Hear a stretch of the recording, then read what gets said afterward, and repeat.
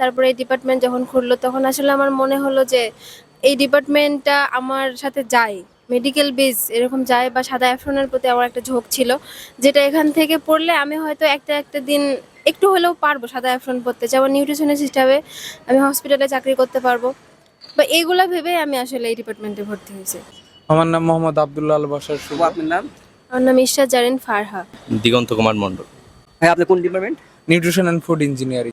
এই সাবজেক্ট কেন চয়েস করলেন? আর তো অনেক সাবজেক্ট ছিল, সেক্ষেত্রে এই সাবজেক্ট আসে কারণটা কি আপনার, বা কি জন্য আসলেন?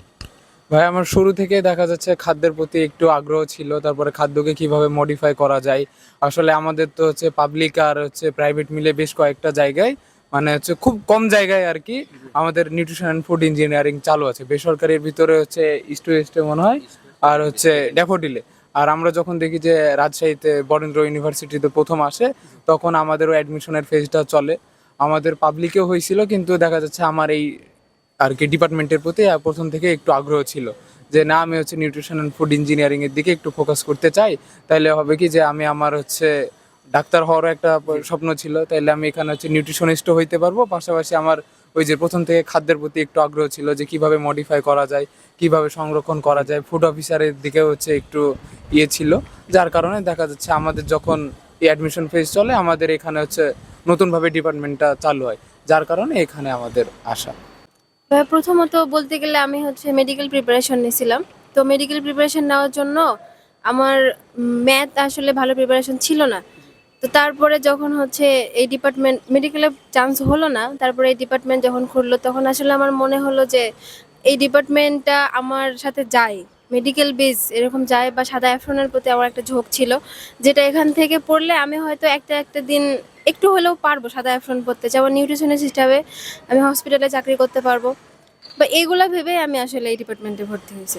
আপনার এই ডিপার্টমেন্টে কি কি ধরনের শুধু সুবিধা আছে? এই ডিপার্টমেন্টে শুধু মানে একটা মানে কি বলবো, লজিক্যাল শুধু পড়াশোনা বেশি না, এই ডিপার্টমেন্টে আপনার প্র্যাকটিক্যাল এবং যেসব থিওরিটিক্যাল একসাথে মিশিয়ে একটা ভালো সাবজেক্ট হিসেবে এটা গণ্য করা হয়।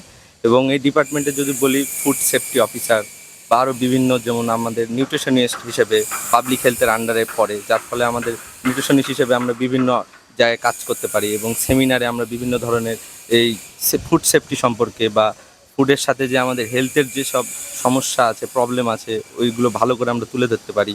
এবং এই ডিপার্টমেন্ট শুধু আমাদেরকে চাকরি ব্যবস্থার ক্ষেত্রে নয়, বরং আমাদের সামাজিক বা পারিপার্শ্বিক যে বিষয়গুলো আছে সেগুলোকে মানে সুন্দরভাবে মানে ঠিক করতে বা ভালোভাবে সেফটি ইনশিওর করতে অনেকভাবে সাহায্য করে। আচ্ছা ভাই, এই ডিপার্টমেন্ট পড়াশোনা করে কোন কোন সেক্টর যাওয়া যাচ্ছে, বা কোন কোন জবে সেক্টর যাওয়া যাচ্ছে? বা আচ্ছা ভাইয়া, মূলত আমাদের হচ্ছে ডিপার্টমেন্টটা হচ্ছে নিউট্রিশন অ্যান্ড ফুড ইঞ্জিনিয়ারিং, অর্থাৎ আমাদের দুইটা সেক্টরের কম্বিনেশন। আপনি যদি নিউট্রিশনের উপরে এমএসসি করেন বা হচ্ছে মাস্টার্সের আর কি যদি নিউট্রিশন সিলেক্ট করেন, তাহলে আপনি বিভিন্ন হসপিটালে, বিভিন্ন হচ্ছে জিমনেশিয়ামে, এইগুলো নিয়ে আপনি দেখা যাচ্ছে অ্যাজ আ নিউট্রিশনিস্ট ঢুকতে পারবেন।